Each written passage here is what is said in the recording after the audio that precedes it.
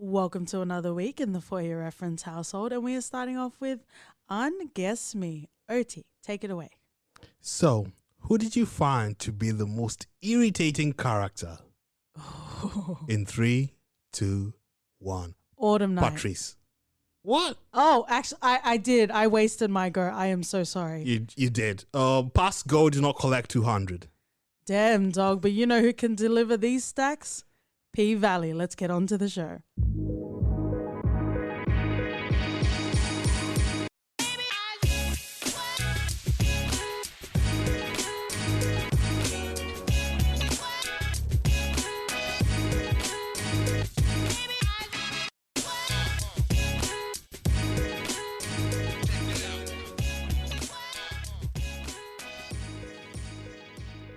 Hey, friends and lovers. Welcome back to the For Your Reference podcast. You got your host, KT. And OT. And sanitize your poles and prepare your holes because we are fighting to save the pink with P-Valley this motherfucking week. Woohoo! Or as they say in the South, Pussy Valley, baby. Let's start off with the stats, which is what we do around here. We have the creator Olivier, award-winning Katori Hall. In her own words, P-Valley is described as a Delta Noir, which is she cutely described as a twerk on traditional noir. I feel like Black Noir from The Boys would very much appreciate that.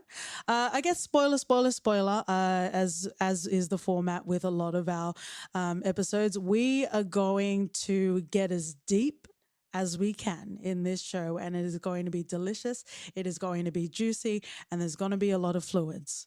Oh. And I can't even guarantee what you're going to have on your end, but we hope it is just as splooshy.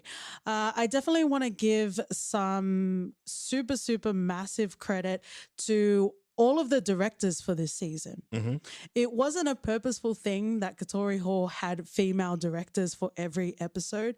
Essentially, she was saying that she wanted to focus on a female gaze, not like the black gaze in Black AF with Kenya Barris. And, you know, whenever she would meet with directors, she never really got a satisfying sort of answer from male directors. Ooh. And I guess that also speaks to the disparity in entertainment, which Katori talks about a lot as well. But I just want to quickly give a shout out to all of the directors for the season. Karina Evans, Kimberly Pierce, Millicent Shelton, Tamara Davis, Geeta V. Patel, Tasha Smith, Sydney Freeland, Barbara Brown, and also main choreographer for the show, Jamaica Craft. Nice. Speaking of the dancing in this series, cute little tidbit, each dancer had 2 body doubles. Okay, makes sense. Those moves, mate. Those moves indeed. But oh, this show is fucking ace, man. Wait until the Christmas episode where we start ranking everything we've covered in this year because it is fucking juicy. I'm very excited, OT. Mm-hmm. I cannot be quenched with any fluid. This was released in July of 2020. Network Starz. I guess if you've been in the For Your Reference household, we take kindly your kind around here. If this is the first time and if you've come here because of Pussy Valley, we most welcome you in all of our holes. Thank you very much. We'll take another sploosh. Thank you. But we've also covered Spartacus and Power. Mm-hmm. Which is in the Starz catalog. Funnily enough, if we're talking about Starz, Katori Hall in one of her interviews was talking about how, well, essentially she is a playwright and the show is based on the play called Pussy Valley. Mm-hmm. And apparently this was the only thing that she fought Starz on. Oh, and what's that? So I guess that's also to say that Starz are very amicable and they gave her a lot of space, a lot of creative space to do whatever she wanted to do with the show. But the one thing that they pushed back on was the title. Oh. Yeah. So Starz have reached out to their carriers, whether it's Comcast or what have you, and they asks, would you be okay with pussy in the title on your platform? And surprise to no one, it was a big no. But not a big L. Not a big L. So I guess for the sake of being able to have the show reach more people, that's why it's called P-Valley. Okay, we're still a good P-Valley around here. And I think that's a funny thing as well. And feel free to bring it up in the first impressions. But let me just quickly name the cast that we have. And what an exemplary cast we have. I'm going to read them really fast. Usually I only do 3, but I fucking love this show. So let's see how much I can get through in one breath. We have Brandy Evans, Nico Akan, Shannon Thornton, Ilarica Johnson, Skylar Joy, J. Alphonse Nicholson, Parker Sawyers, Harriet D. Foy, Dan J. Johnson, Tyler Lepley, Morocco Omari, and Isaiah motherfucking Washington. I think when he popped up on the screen, you're like, you can see that face from anywhere. Yep. So let's get into first impressions OT, because you actually introduced this into the For Your Reference household. I did. As much as a female as I am, I don't think this show came across my radar.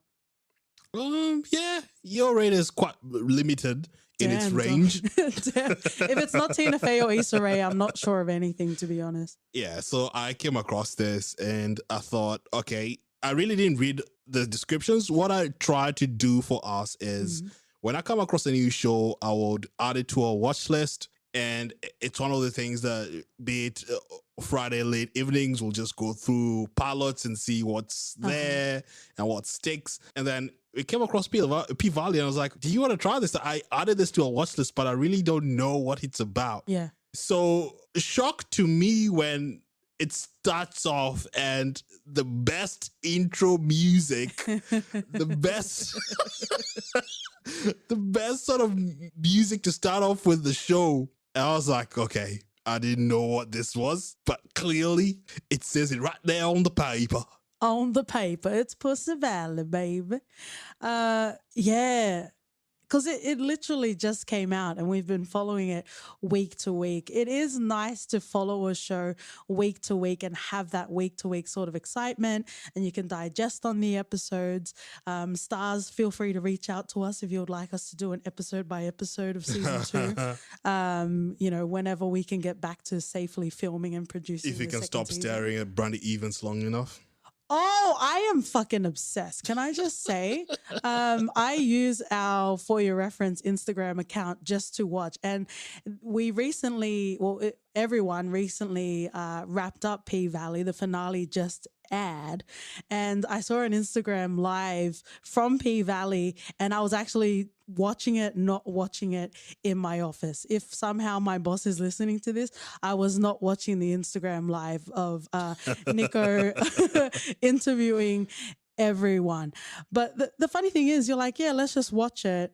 And the opening scene doesn't really denote to the fact that it's a strip club. But then you have the intro music where it's down in the valley where the girls get naked. But it sounded like a kid and we're like, what the fuck is going on? And then the lyrics kept continuing. We're like, oh my God, this is going to be the splooshiest of sploosh. So I have this thing where I usually try and fast forward the intro for any sort of show. I usually like your thing, but not that time. And this one just got me stuck because it blew my mind. Yeah, absolutely. Absolutely indeed. But I guess just generally, first impressions for the show, I fucking love P-Valley. Pussy Valley is testament to the fact that you can have sexiness without perversion. That you can have embracing and loving the female form without doing a close-up shot of your asshole. Fair enough. Or your basic instinct, if you'll pardon the pun. It is possible to have an embracement of the female form and femininity in every sense of the word without it feeling like a seedy side of the internet. Or some sort of webcam situation. But then again, everyone's on a Zoom call, so we're kind of all webcam girls, aren't we? Yep. But I fucking love this show. This show is ace. And, you know, as much as we love the gratuitous sex that goes around, like in Spartacus, for example, there needs to be a reason that drives it. And I love that this show goes beyond the fact that it is a strip club and there is empowerment to that. Obviously, there are aspects of exploitation in strip clubs, but there is a lot of standing in your own strength and embracing yourself. And, even just for the sense of financial independence as well, it's a beautiful thing. Mm. And, talking about the female gaze, it is something that is so important. And I'm so glad that, yeah, you can get appreciating a beautiful body and a lovely pair of tig old biddies. But at the same time, there is anchorage there. There is story there. There is gassiness after too many wings. Like there is seeing beyond the theatrics of the performance and actually seeing these characters through their day to day lives. Oh yeah. And a lot of the time I talk about on the podcast, I need that emotional connection to the characters to even care about it. And this is by far one of the best pilots I've seen on any TV show. Mm-hmm. Because there was so many points of resonance and there was so many tasty sort of avenues that I was excited to go down and to follow this show along in these 8 episodes. Yeah, I think I really just clung on to the show after the pilot. I wasn't sure about certain characters or whether or not I would stick through the show entirely. As you know, I had issues with Autumn. I didn't think she was strong enough as a lead in her performances, or at least in a story as a character. I felt it was a bit not forthcoming as to what they wanted us to know or to feel about her. But that quickly changed, and I think once that happened and we get sort of, at least they also sort of balanced how much they focused on Autumn and they juggled around with the different sort of characters. We either had Mercedes' story with the mom or Uncle Clifford with the relationships. So it was all encompassing that by the time it came back to Autumn, we had already built some momentum. We had already built some story and some goodwill and some patience that would start to see Autumn fully develop, and exactly what we wanted to know in episode 1, where she was the protagonist, at least from our point of view. We slowly came to see that slowly peel off, and once we got through layer by layer, then it's just became really solid. Oh, absolutely, absolutely. And I think we both had qualms with Autumn Night. And I guess there's absolutely nothing wrong with slowly revealing, certain parts or certain motivations for characters, specifically in regards to Autumn Night. But it did become a clash because she got a lot of the screen time, but we weren't getting a lot of reveal, if you'll pardon the pun. I don't even mean to. That's what happens, friends and lovers. But let's dive into the show specifically. If you're here for the fanfare, welcome. If you are still listening and you haven't watched the show, it definitely tackles on a lot of touch points that are relevant to today and to many people's lives. So feel free to join, but you need to promise us that you're going to watch the show anyway. And if you've watched the show, feel free to watch it again and we can have a giggle gaggle on Twitter and Instagram, because I have tried to mention many, many times that we've been watching P-Valley. So you've all been forewarned that we were going to cover this today. But strap in, strap on if you're feeling nasty, and let's get into the show. If you've listened to our Perry Mason episode, it's going to go very similarly to that. Clusters, given the circumstances and the terms for the pandemic, maybe I need to rename clusters. But we're going to talk about a main sort of character and the proximity characters around that character.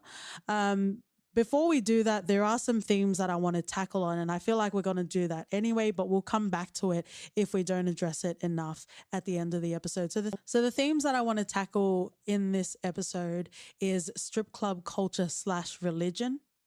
I also want to talk about small town industry and the casino. I want to talk about domestic violence, and I also want to talk about family, whether it's biological or whether it's your own formed family. All right, let's start off with our first character, Uncle Clifford. In interviews with Katori Hall, she mentions that Uncle Clifford is non-binary and uses the pronouns she and her. There are so many arguable sort of main characters to Pussy Valley. You could even say that there is a holy trinity of Pussy Valley, of Uncle Clifford, Mercedes, and also Autumn Night. But Uncle Clifford completely takes my heart away. And in every single episode, it is peeling away all of the emotion and all of the love that we have in the show. There aren't many moments of resonance without Uncle Clifford in the proximity of that.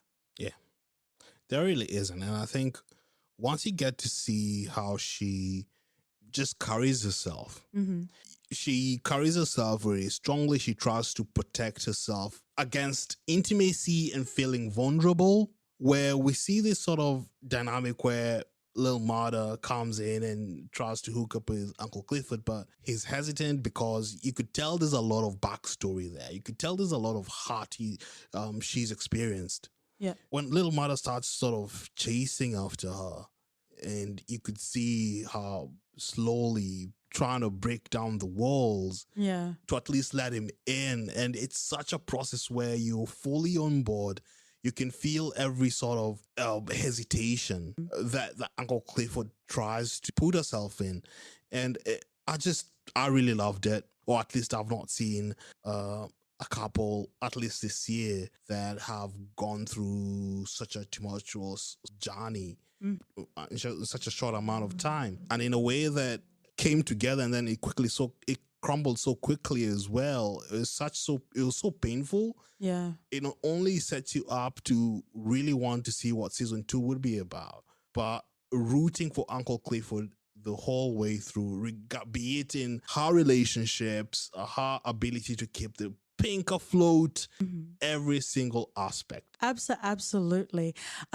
Nico is every embodiment of joy, following along with like the Instagram lives and trying to get every tasty sort of morsel of P-Valley outside of P-Valley. Nico mentions quite a lot in interviews and also in the Instagram lives that they have is, this show is make-believe. Right? As much as there are real sort of aspects, we are playing make-believe. But in real life, there are Uncle Cliffords. Or there are Keishawns, or there are Mercedes. And, Nico was just mentioning that, or at least, imploring to treat them with the same compassion. Yeah. As much as we love Uncle Clifford, do we do that same thing in real life? Do we support the Uncle Cliffords in our life, or is it just because it's a show and it's fun and it's fanfare? And I really love that a lot of the people that are associated with this show really take every opportunity to ground it into real life and really question the personal decisions or, the personal shunments, if that's a word, added to the KT dictionary, that we might have. And Uncle Clifford really stands in a league of her own, because not only does she balance masculinity and femininity, but she really brings so much, I think, even like accidental humor to the show as well. Later on in the series, when she's trying to bail out Mercedes and she's talking to the sheriff with her nails. Yeah. And she's going to cash the check and she's standing in the line and she's making jokes. Like, there is so much about Uncle Clifford that is real and that is true. But I think on, even a human level, you can see that there's a sense of vulnerability with Uncle Clifford that I think a lot of us can identify with as well. That sense of, even early on, I think it was even in the pilot, Uncle Clifford was talking about getting hurt by a man that wasn't even sure of his own sexuality, or he was hateful of his own sexuality. And unfortunately, Uncle Clifford had to bear the brunt of that. And, all of these walls that you were talking about that Little Myrtle was trying to break through were there for a reason. And it's sad to see Uncle Clifford recoil from that, unashamed, but, behind closed doors sort of love because of that circumstance. And like you're mentioning with season 2, I feel like we know what's going to happen, but we don't like where it's going.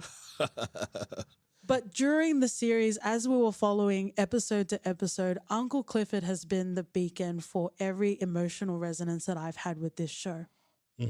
Even when we see Ernestine, the immaculate Loretta Devine, there is so much love that is being outpoured into Uncle Clifford's world, but also being received in that same very world. But you can see that it was something that was fought for and, that is really nurtured to a sense. And as much as there are sad moments, in the relationship with Uncle Clifford and Lil Murda, hands down my favorite couple of 2020. Mm-hmm. I will have to think maybe Batiatus and Lucretia from Spartacus, but those are my own selfish desires for this podcast, maybe. But Uncle Clifford and Lil Murda, hands down, my favorite couple of this year. Oh, for sure. Also, they have the best sex scene that I've seen in a long time. Yeah. And they also advocated for safe sex, which is very, very important. Yeah, rarely do you see someone, gotta put that condom on fast. Safe can be sexy, friends and lovers. Keep it tight, keep it nice, keep it juicy. I guess while we're talking about it, let's focus on that scene for a little bit. I love how they cut between Uncle Clifford, Lil Murda, and Keyshawn, because there's a lot, and I definitely want to talk about Keyshawn. I'm going to call her by her stage name when I'm ready to bring her out. Uncle Clifford style. But I love the way they cut that, because Nico also said in an interview, Uncle Clifford was doing the dance at the same time. So they were choreographing the moves as well. But it was very sensual and it was very erotic, I would say. Mm. And I really loved it and I really appreciated it. I do worry for them though. I definitely worry for them. There was the moment where we have the new executive coming in for a potential sort of record deal with Lil Murda. Uncle Clifford is, riding high on the lights in the car scene that they just had. So Uncle Clifford comes over and puts her hand, on Lil Murda, and you just knew the way the scene was going to go. Yeah. Right.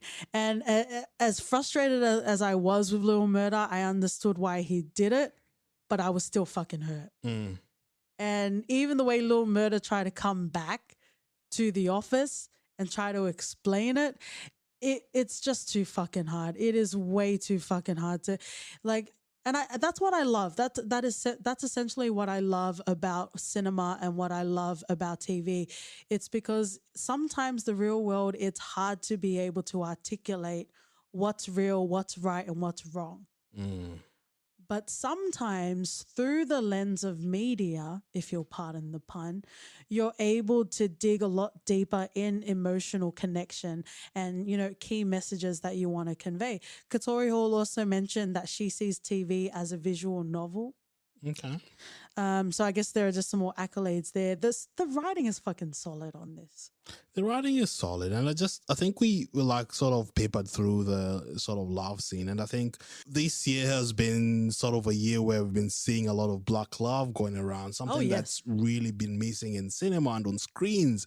Mm-hmm. And we started off this chapter sort of, going with Lena's Queen and Slim and how she really wanted to portray black love in a positive light, because we rarely get to see that. Mm-hmm. So when P-Valley just comes out of nowhere and does this in such a magnificent way, unashamedly so. Yeah. And just backing up and putting everything on the table and showing how, love is love and this is how it is. Mm-hmm. I was taken aback. And Wanuri's Rafiki is also a very good example.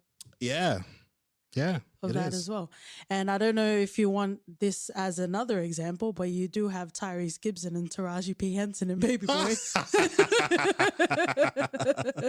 There are varying spectrums of black love, and we've covered a lot of them. I'd go more with Ving Rhames on that. I think we'll all go with Ving Rhames. Yeah, he showed us how it's supposed to be done. For $500. Thank you very much.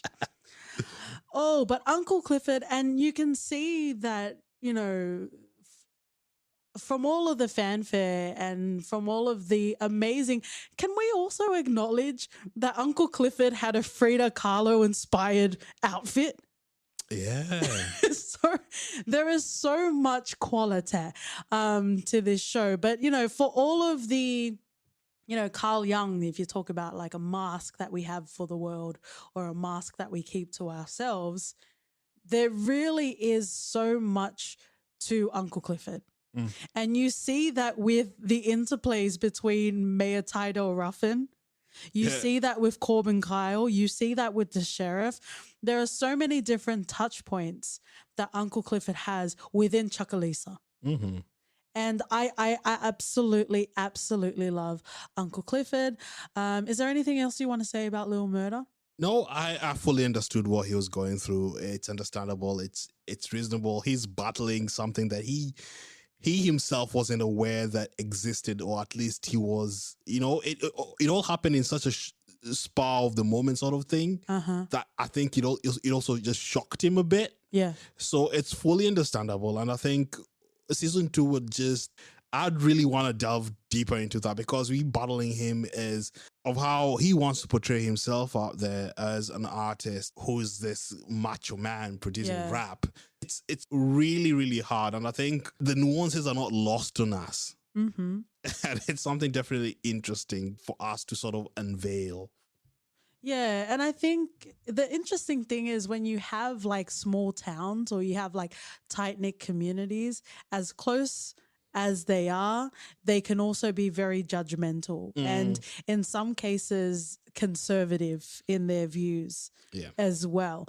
And it's interesting to see Uncle Clifford live in her truth, but to fully live in her truth with someone else would be too much for Chuckalisa.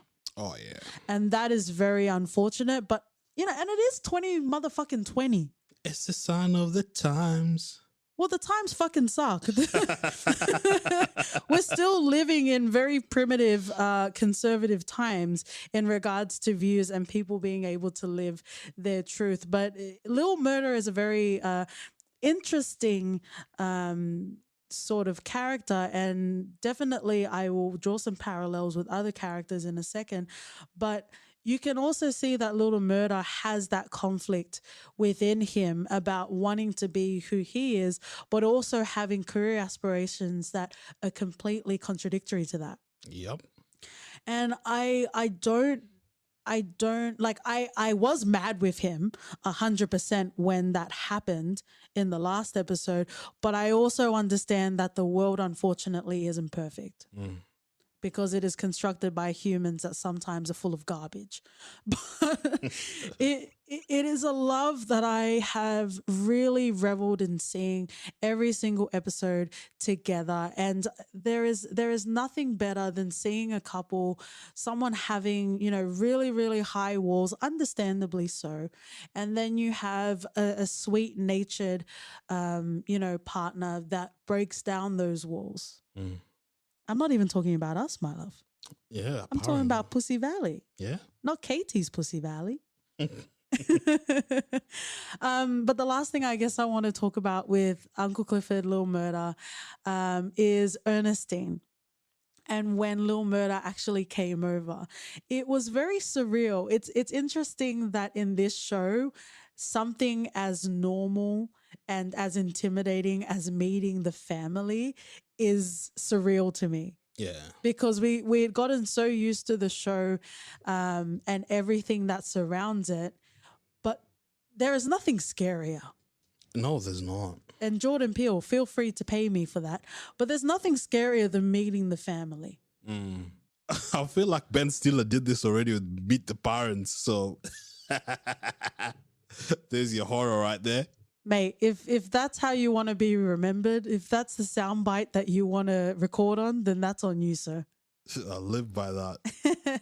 But it was sweet and, dare I say, very wholesome that Uncle Clifford gets to experience not only the love from Little Murder, but the acceptance of love from Ernestine. Yeah. And it was a really lovely moment that no matter what had happened behind us or what is going to happen in front of us, unfortunately, we had that moment together. Because you could see Ernestine was so open to Little Murder and they had such a wonderful exchange together. Yeah, especially for her sort of generation. And you could tell that because it was quite shocking. And I was like, I need to know about Ernestine. What's up with this? She is blind. So I thought at first she didn't really know, but she knows everything. She knows all this and she's super accepting. And it was marvelous and wonderful to see. But it was also mentioned that she was actually a part of Pussy Valley. She didn't live the conventional lifestyle. Oh, I'd yeah. say. Yeah. Exactly. And I'm so glad that Uncle Clifford has Ernestine or Grandma Ernestine in that proximity. She was a bit extra, though, in the finale. That was to throw people like you off. Throw me off my axis completely. And even in the opening credits, it did have Loretta Devine there. And she hadn't showed up because so much was happening in the finale, by the way. But her name was on the credits. And I was like, where is she coming? And the first thing is her crying at the radio. But it was that whodunit sort of moment. And I definitely want to talk about Murder Night. But let's continue to another magnificent, spectacular OG character, Mercedes. Wow. Wow, wow, wow. I will just mention the characters in her proximity so we can continue. We have Terica, who, spoiler, is her daughter. We have Patrice Woodbine. It's like, you know, in Lion King when the hyenas are like, Mufasa. Say it again. Patrice Woodbine, definitely. And from what I could muster on IMDb, we have Maine, who is the muscle daddy, I will call him, the ankle bracelet guy. Yeah. She had quite a lot of, she had interesting storylines, didn't she? Oh, absolutely. And as soon as Mercedes, we got a bit more airtime of Mercedes, I was wondering why we were focusing so much on Autumn Night. Yeah. After we sort of shifted away from Autumn Night for a bit and the focus tilted slightly to Mercedes, that's when the show really started picking pace. And we started really feeling all the characters and like feeling the love for the show. Yeah. And then you get this aspect of Patrice, or at least Mercedes, and relationship with the mother, and how religion plays a part in a lot of people's families. Yeah.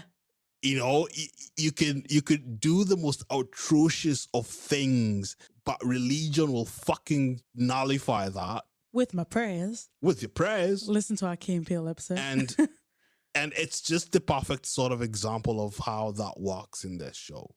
Because usually a lot of these things get just swept under the rug and you don't really get to think about them, think about the effects. Yeah, absolutely. So when we start unveiling what happens with Mercedes and the mother and to see what transpired without any sort of remorse from Patrice, because hello, religion.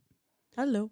And it rubbed me a wrong way because I know a lot of people who went through shit and it's all because of you get religion and, you know, I can't do anything about it because this person is, you know, you can't be angry or you're not validated in how you feel because fucking religion. So it was interesting to see. It hit home on a lot of aspects and I was happy to see how they did it.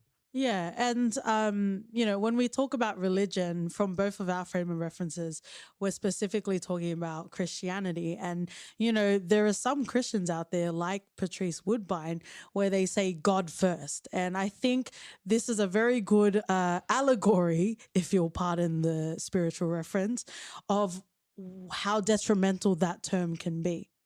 That God or religion is more important than your fucking family. Yeah.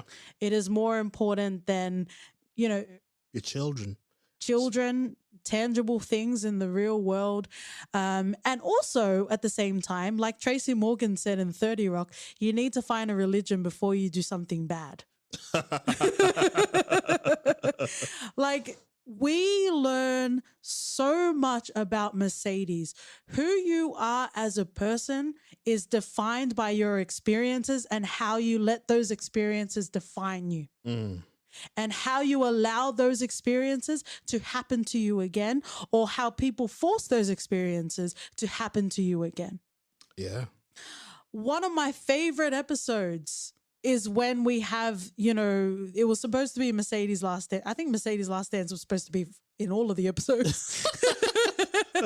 But, you know, it's finally where we see the final straw between Mercedes and, I feel like you had to say Patrice Woodbine. You can't just say Patrice. You can't just say Patrice. You know, you see the final straw being drawn with Mercedes, and she just fucking had enough of her mother. Right? And you see them in the jail, and you know, it was alluded to earlier in the series, but in that particular episode, we actually hear about Mercedes and what she went through. Yeah.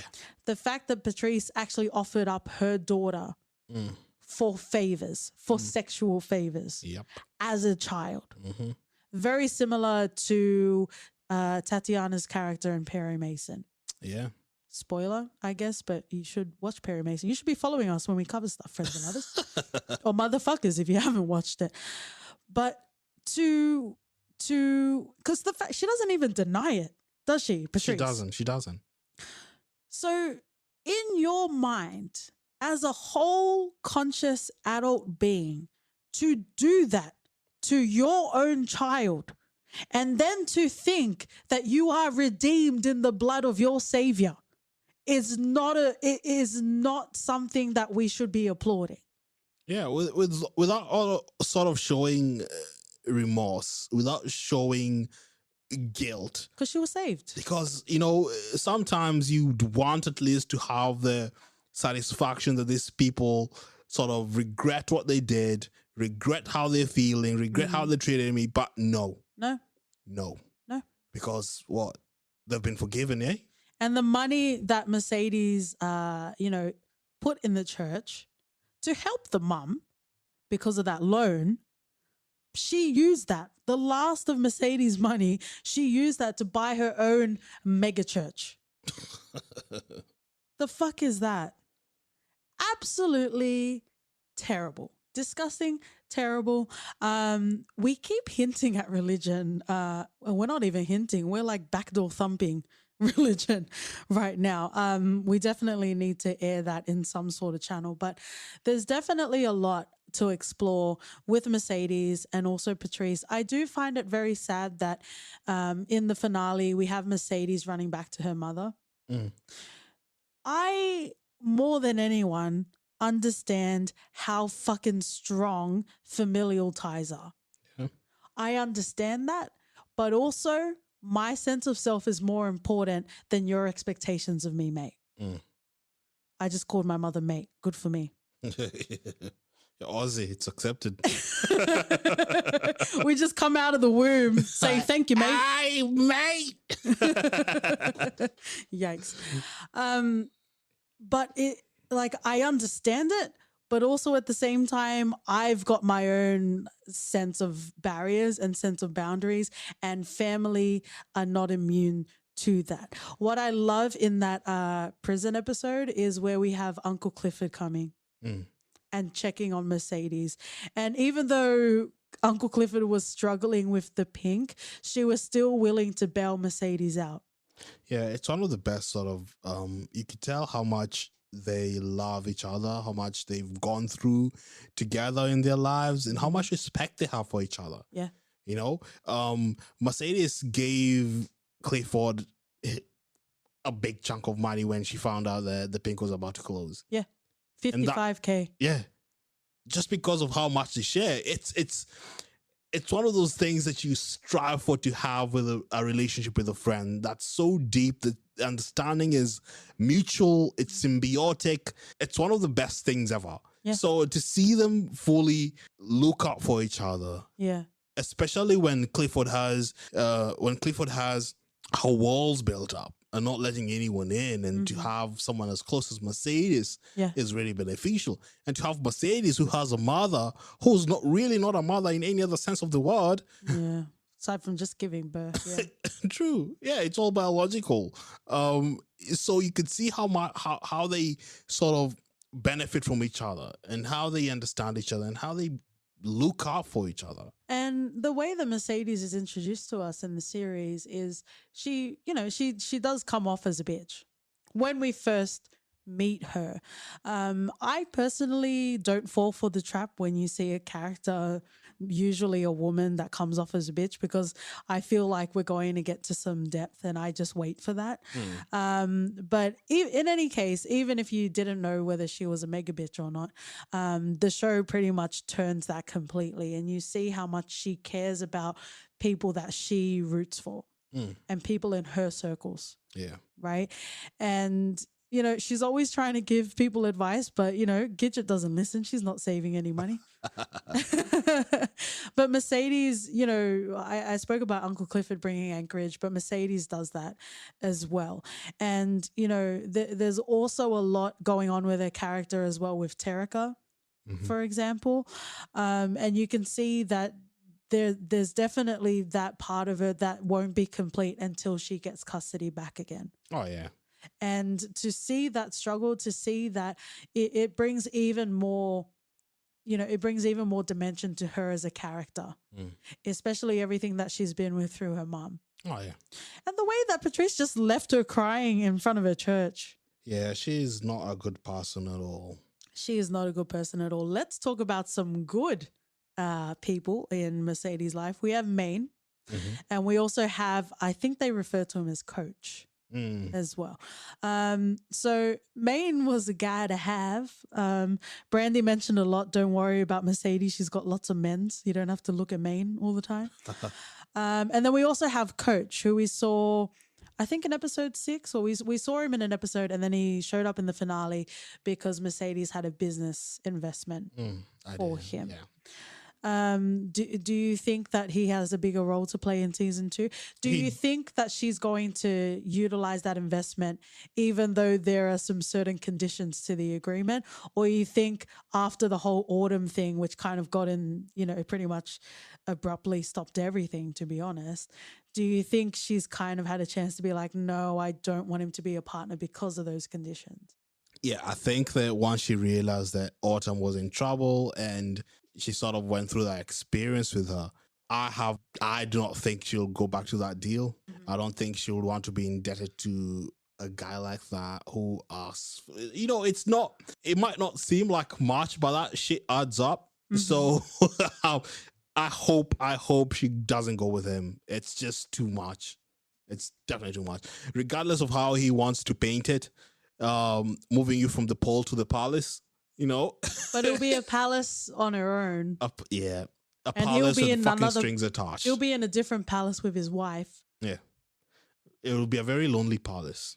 Yeah, and it's definitely, what's interesting actually, it is a juxtaposition to the financial independence that she had at the Pynk. So to completely relinquish that financial independence to have her gym, I'm not sure that Mercedes specifically as a character would do that. Yeah. But also she's worked really, really hard for it. So I'm not sure. I feel like the Mercedes we know wouldn't, but I would also be very forgiving if Mercedes does do it. Yeah. She's been dealt a bad fucking hand. A bad fucking hand, indeed. So hopefully, I think in season 2, we'll get to see how I think she'll go back to dancing. Yeah. And well, okay. What's more likely, her going back to dancing, because she kept saying she wouldn't. So her going back to dancing or her accepting Coach's money? Oh, I actually don't even think she'll go back to dancing. I think with Autumn owning part of the Pynk, she would assume some managerial sort of role. But Autumn is very business minded. She's not going to do it out of sentiment.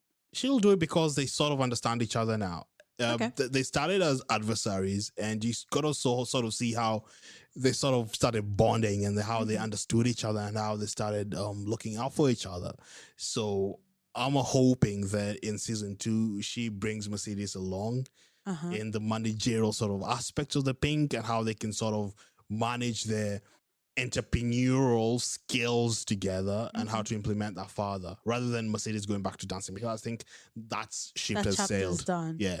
We never really got Mercedes' last dance. Because you have the Trinity, Mississippi, Gidget, and who was it? Mercedes? Autumn? Well, I guess maybe peanut butter. can do it. Yeah, Peanut Butter Because can Autumn step Night in. she's moving up to boss She out. status. Before we move on to the next character, I was listening to an interview with Katori, and she was talking about that iconic scene in the pilot where we have, well, it's Spider, Brandy Evans' body double, on the roof. You know how the music drops and we're just hearing the breathing? And, you know, it really transports us into, you know, Mercedes' character and the athleticism. Oh, the athleticism he took to talk upside down on the roof. Whew. What a scene. Right? What a scene to behold. Apparently, that was an accidental moment of brilliance. Oh, really? Because you know, they talk a lot about female gaze, and unfortunately, they weren't able to get all of the shots that they needed for that particular day. So they didn't get a point of view from Mercedes down to the audience so she could see the audience watching her, and that was the only cut that they had of Mercedes up on the ceiling. And it was a decision between her and the editors to cut that to focus on her breathing, and I think that's one of the best sort of shots that we have, and it's in the pilot as well. Oh yeah. Super credit to everyone that's involved in this show. Someone that was a character, not an actress, but a character that was involved that I wish wasn't too involved. We have Autumn Night. Her proximity characters are Andre Watkins and Montavious Hill. Montavious, what a name, eh? It's a very villainous name. It is. And if anyone has a Terrence Howard podcast, I would bet Terrence Howard is the typical Montavious out there. I would bet that Terrence Howard has played a character called Montavious somewhere. It might be an indie production, it might be a TV movie, but might be a home film. I don't know. Perhaps it may be a home film. But if there is not a world where Terrence Howard hasn't played a Montavious, it's not a world I want to live in, friends and lovers. So let's talk a bit about Autumn Night. So like we said earlier, she was hard to sort of get onto, reconnect with her, resonate with her character, because we weren't really given anything to go about it. Yeah. We just found someone who was really cold, and she was like a placeholder. Yeah. And we're like, come on, we feel like she has a bigger role to play, so give us all the info, give us something to hold on to, give us something to show that she actually has some depth, because we knew at the start that she's gone through shit. Yeah. We saw flashbacks of her trying to shoot Montavious. We saw flashbacks of her and the kid that she had, and how the flood, and it came late to find out that she actually lost the kid, which was sad. And once we start finding the layers of what made Autumn Night be like that, she became quite a likable character.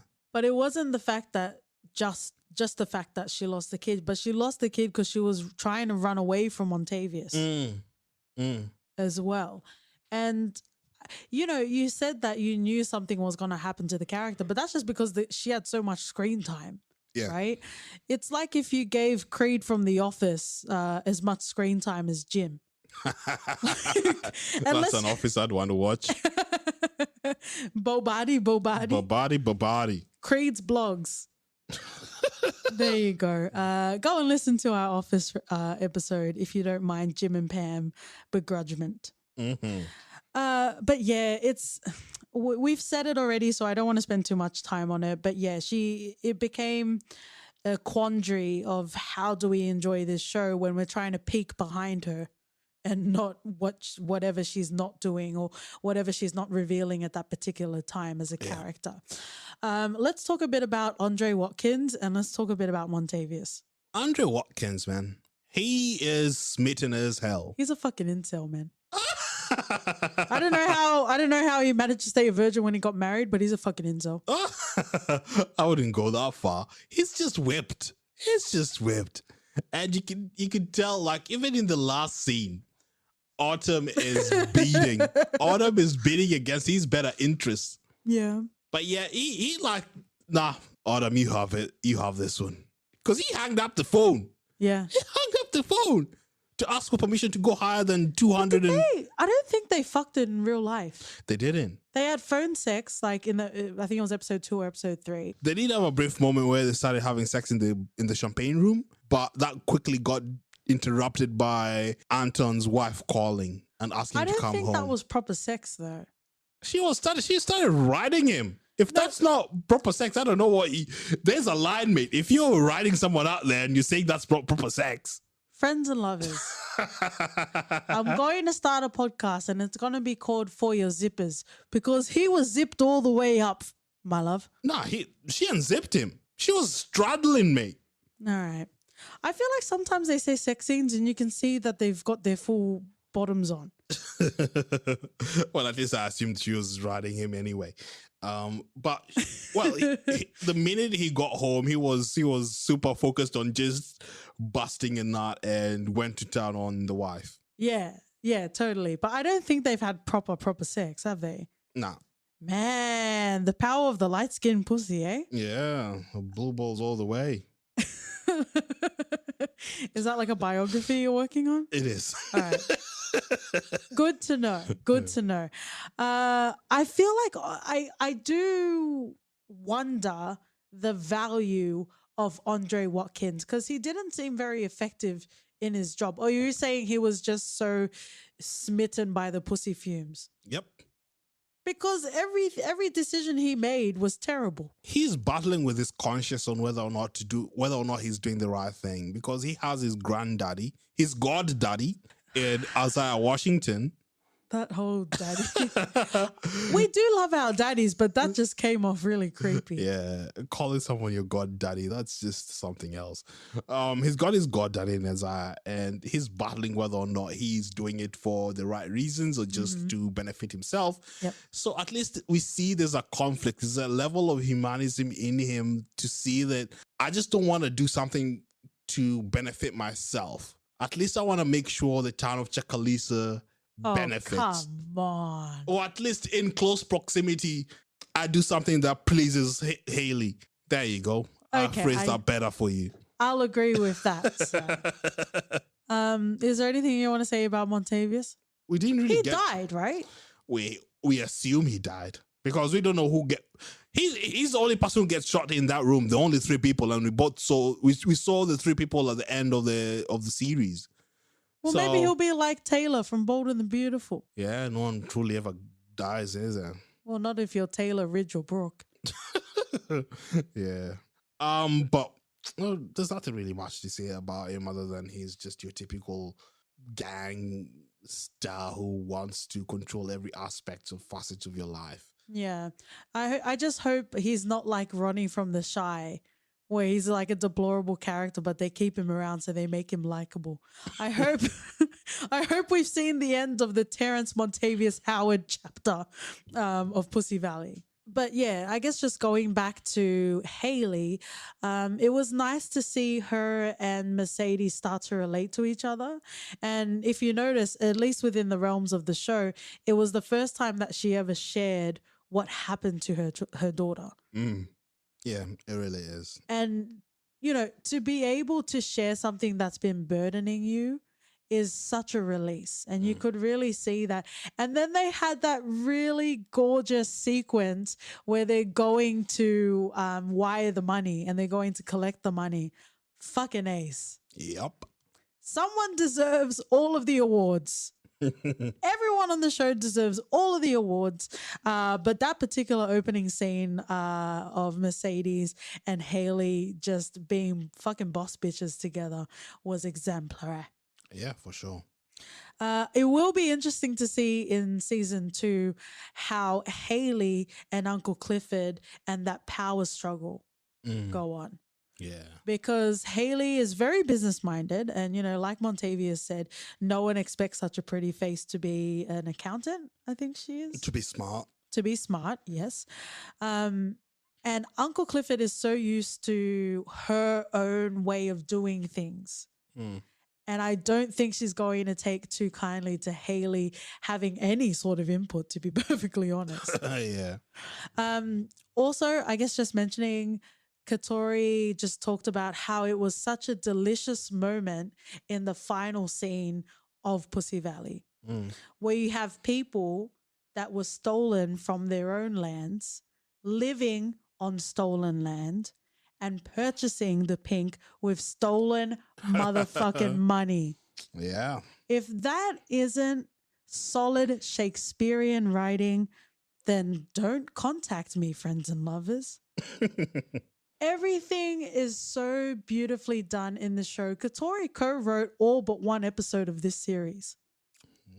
She also mentioned that the creator of The Crown, apparently has written or has at least credits for writing all of the episodes of The Crown. And she's like, I don't believe you, because it's such an involved sort of process. Yeah. So she definitely felt like it needed to have her final sort of contribution in season 1, but she doesn't know whether she can continue that. And I guess just the callback to our Archer episode, we talked about Adam Reed and how he writes every single episode of Archer as well. I guess it's that dichotomy of wanting everything to be yours, but also not being able to write it all. Yep. As well. But P-Valley is fucking great. Let's move on to the characters that we have in the Pynk. So we have Gidget, DJ Never Scared, Diamond, Big L, and coming to the stage, we have OT, M.I. Crooked letter, I. Crooked letter, I. Humbug, I. We had to do that in this episode. Otherwise, it'll be null and void. Null and void, indeed. And then in unfortunate brackets next to Mississippi, I wrote Derek. Right? That's very unfortunate. So let's talk about the Pynk. Wow, the girls and the crew of the Pynk. Man, Keyshawn we see her grow as a character. Yeah, absolutely. We see her grow as a character in terms of her self-confidence, but an aspect that remains the same is her link to the abusive husband / boyfriend or whatever the fuck it is. We don't really get to see her break free from the chains of domestic violence. She is starting to that because I think having a baby with all this sort of in a scenario as well adds an extra layer of complexity to it all. So I'm not going to speak here to the mindset of how we didn't see any sort of development in her, because I know things are quite complex in that area. But one of the things that really just got to me, she had multiple opportunities to break free from that. Yeah. And she didn't take it, to the point of she pulls a gun out on Diamond. Yeah.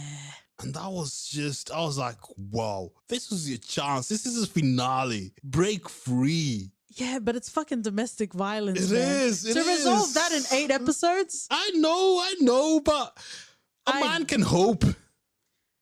And a man can also treat a woman right. And unfortunately, that's not what we got with Derek. I do appreciate that Shannon is, highly credited. I think she's like the 3rd on IMDb. So I definitely want to spend some time talking about Keyshawn. But like you said, if you talk about, like, remember back in the day where you would watch like American Idol, for example, and you would have strong performers all the way throughout, that would be Mercedes, right? But then you would have like the underdog, like someone that you knew had potential, and then through the series, like through the competition, you're rooting for them because they're believing in themselves and they're taking risks and they're going all the way there. That's what Keyshawn was. Yeah. And I really loved seeing that. And to be perfectly honest, when we first started the show, at least in the first 2 episodes, it really just looked like the Uncle Clifford, Mercedes, and Haley show. I didn't realize that we were going to have, another main character in embodiment through Keyshawn. We do see in the pilot, that she brings her baby, and that's where you first see the sort of, loving nature of Uncle Clifford, telling all the girls to look after the baby. And to see her feeling her absolute worthless, worthless. And then later on in the series, it was revealed that he was white. Yeah.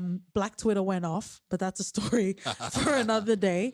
Domestic violence, unfortunately, is universal. But in any case, then you have, like you said, up until murder night. Mm. And you got really annoyed at that. But I'm like, you know what? Not just as a story, but just in general. In one of the later episodes, I think it was episode 6 or episode 7, Gidget was asking, why doesn't she just leave him? Yeah. And then the response was, because that's when they're most likely to kill you. Yep. And I'm pretty sure Haley's the person that said that Yeah. as well. And I love how they tackled on that. And we also obviously see that with Haley and Montavious as well. Mm. It's physical, but it's mental as much as it is physical as well. Yeah. And like you said, having the baby as well adds that extra layer. And as frustrating as it was, as fucking frustrating as it was understandable. Mm-hmm. The same way it was understandable if you weren't too mad at Little Murder, it was understandable that Little Murder did that as well. Yeah. I do worry that Little Murder is going to take it to a point of no return. But anyway. But with Keyshawn, it was beautiful because you saw that she wanted to shine. But obviously, when you have Mercedes as the OG and it's Mercedes Sunday, you just let her, and she's that sort of person, right? She just let Mercedes be the headliner. And it wasn't until absolutely no other options, she's like, okay, I'm going to step up now. And she really reveled in it. She's very good at social media. She helped Little Murder with that as well. Like, she has that, sort of acumen. Yeah. And I really love that we were able to nurture that with her. Mm-hmm. Am I taking credit for a fictional character on the best fucking show of 2020? You're fucking right, friends and lovers. You're fucking right. But I absolutely love seeing Keyshawn, and seeing her and Diamond together. How funny was it when they were about to they were having a tender moment and they were about to kiss, and Gidget kicks the door open and she says that she's sick of being sexually frustrated. Yeah, that was hilarious. It was hilarious, but the fact that I wanted them to do it on the bench and it got interrupted, it completely took away from that moment. So let's take away from this moment and talk a bit about Gidget. She has quite a bond with Mercedes as well. Yeah. We see that she goes above and beyond trying to convince people to put up really the bail money for her. Up until she found out that Mercedes' bail was way above what they all had, considering they all have their struggles as well. Mm. So Gidget is a really fun character. She's there, she's loyal, and at least I hope to see more of her in season 2 and how she develops further. Oh, absolutely. I also like that they added dimension to her character and you see what she goes through with her mum as well. And then there's the guy that deals the pills. Yeah. The who boyfriend. Big L, was with on the last night as well. And you see that she's seeking love, but in all the wrong places. Yep. That sounds like a Drake song. I'm not sure, kids. We also have DJ Never Scared. He's just a fun little character as well. And he's in high school. Yeah, and he helped produce Little Murder's track as well. What would you like to say about Diamond? He's a scary looking cuddable teddy bear. Nice. You don't want to cuddle him too tightly, otherwise he'll punch you. That's not more Big L? Nah, Big L looks like you can just put him in your pocket. Oh my. Well, you do have some big pockets, my love. I do. But I'm just sad that nothing happened this season between him and Keyshawn. But I guess that's why we have development. We'll slowly build up to it. And in season 2, I'm expecting more. I'm not sure whether or not he'll completely pull back from Keyshawn because she pulled a gun on him. That's just an aspect where it's got to fuck. Way. Yeah. Yeah. So it'll be interesting to really see what happens in that regard. And I like that he didn't like Autumn Night from the start. I think he called her Riri, a Riri lookalike. Mm-hmm. But yeah, Diamond was really, he was just one of those characters when he showed up on the screen, you knew you were in for a good time. And you're just adding to your, your puzzle pieces of Diamond. Yeah. Big L? Oh, his relationship with Clifford, he looks super OG, Oh, yeah. He looks super OG. Oh, absolutely. But you can tell that Clifford means a lot to him. And even the last sort of episode, he really tries to do everything he can to raise money to help Clifford. And that sort of builds up to the tension where he's not where he's needed to be to see what's going on at the club. Things start going haywire. But at least he's trying. Yeah. I think he made sort of a promise that he'll never do sort of anything illegal to, Yeah, absolutely. But it got to a point where he had to step in and try and do anything he can to help Clifford out. And it's respectable, at least. And I think in a lot of senses, the Pynk is a microcosm for the world. There's a lot of misogyny, there's a lot of, degrading of women, but there's a lot of empowerment within that. And I love that, Uncle Clifford as well as Big L, there's different levels of masculinity that can exist together. And that's definitely what we see with Big L and Uncle Clifford. And, all right, well, let's end this tantalizing pussy sandwich with the finale, OT. So, Murder Night, most suitably so. It really felt like a whodunit. Like, who done it and who's going to get it? Yeah. Because there were so many moving parts in this finale. There were so many storylines that were coming to a close and that were, branching off into potential new storylines. And it was showing that everyone was breaking the rules. We have Big L leaving his post to go and get the drugs to try and save the Pynk. We have Diamond breaking the rules to go and try and save Keyshawn. Yep. We have, Uncle Clifford breaking the rules and going off. And there's just so many instances where everyone is just out for blood. One of the most exhilarating moments was watching Mercedes try and intercept the room with Haley and also Montavious. Yeah. Did you think we were going to have a tragedy of one of the main characters? I thought so. I thought that Haley was going to die. Yeah. Because it didn't seem like they would do that to Mercedes, at least not yet, because there's so much riding on her in the story and development. Yeah. At least in my opinion, I thought Autumn was the sort of likely, her story is done. Yeah, she was sort of the likeliest person to get done by. I guess it'll be interesting to see what comes out of the developments and also with the casino. But it was a very satisfying finale. Every episode in P-Valley was exemplary. Katori mentions it quite a lot that this series has a very thin line between grit and glitter, and I think that is exemplified not only through the episode but also the themes and the characters that we have as well. I would like to close with one of my favorite lines from Uncle Clifford. Don't tell me it's cornbread when I can smell the biscuits burning. Such an Uncle Clifford quote. Well, thank you for journeying down to both of our Pussy Valleys. We've enjoyed you in this place. But now it's time to leave, friends and lovers, in a segment we call For Your Reference. OT.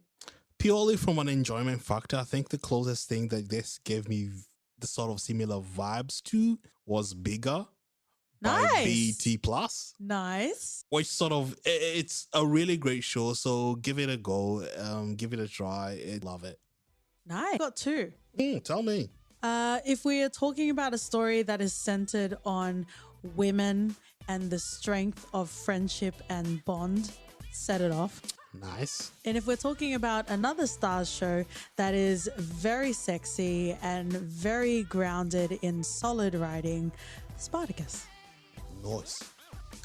And if you want to sploosh in the most gladiatorial of ways, you can find us on Twitter and Instagram. We are For Your Ref Pod. Or write us an email at hello@fypodcast.com. We're also on Apple Podcasts if you'd like to review us, and we'll see you guys next week. See ya.